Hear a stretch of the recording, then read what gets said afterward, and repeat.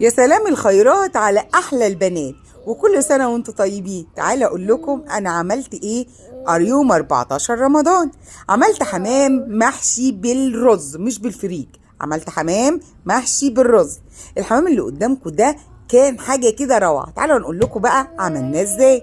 طبعا الحمام اللي قدامكم ده انا غسلاه غسله متينه وتطلع منه، يعني بص مش مخليه زفر خالص، عاملاه بقى بملح وليمون وجنزبيل، وبعد كده بدقيق، يعني مظبطاه على الاخر. تمام كده يا حبايبي. وادي كده ده انا فصلت الكبد عن القوانص، بحيث اني انا هقول لكم بعد كده انا هعمل بيهم ايه يعني. وادي كده بقول لكم الرز، الحماميه بتاخد كبشه رز، انا بعمل لكم بايدي كده عشان اقول لكم ان كل حماميه ليها كبشه رز واحده. وادي بقى البهارات، ادي كده جوز الطيب، ملح، كمون، فلفل اسمر، شطه، كاري،